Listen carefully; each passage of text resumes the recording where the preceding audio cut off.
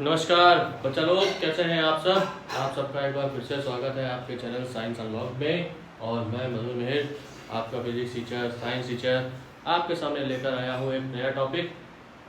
सबसे पहले तो मैं उन बच्चों को थैंक यू करना चाहता हूँ जिन बच्चों ने मुझे मैसेज करके मुझे मोटिवेट किया कि सर प्लीज़ क्लास 11 का भी कुछ डालिए, क्लास 11 का भी कुछ हमारे पास कंटेंट होना चाहिए।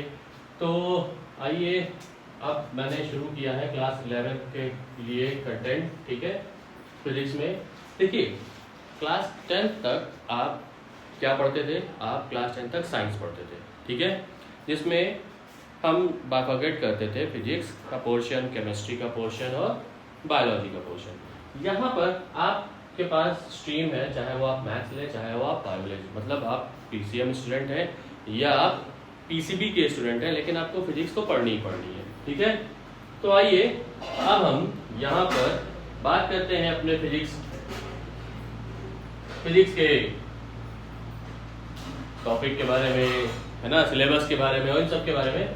तो सबसे पहले देखिए, जो क्लास 11 का फिजिक्स का पोर्शन है, यूनिट फर्स्ट जिसमें है, उसमें जो यूनिट फर्स्ट है उसका नाम है यूनिट्स एंड मेजरमेंट। क्या नाम है उसका? Unit and measurement.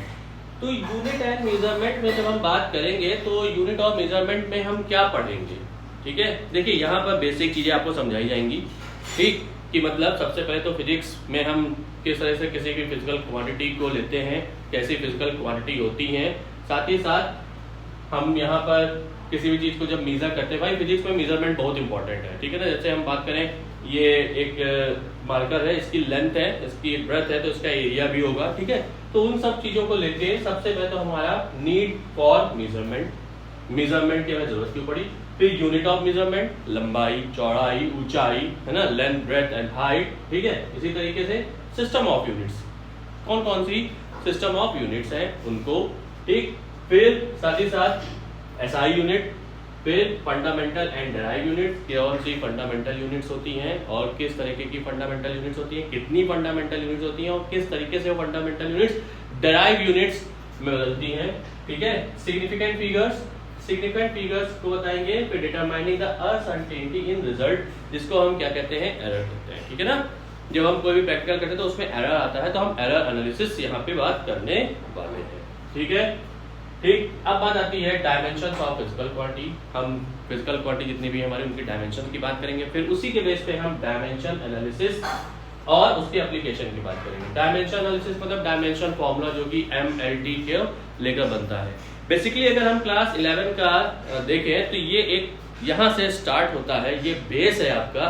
बाकी जो हमने 9th में पढ़ा था, motion, laws of motion, gravitation, sound, बस उन्हीं को हम बहुत अच्छे से, मतलब मैथमेटिकल टर्म्स को लेते हुए, ठीक है, इंटीग्रेशन, डिफरेंशिएशन, इन सबको इन्वॉल्व करते हुए, ट्रिग्नोमेट्री के टर्म्स को इन्वॉल्व करते हुए, ठीक है।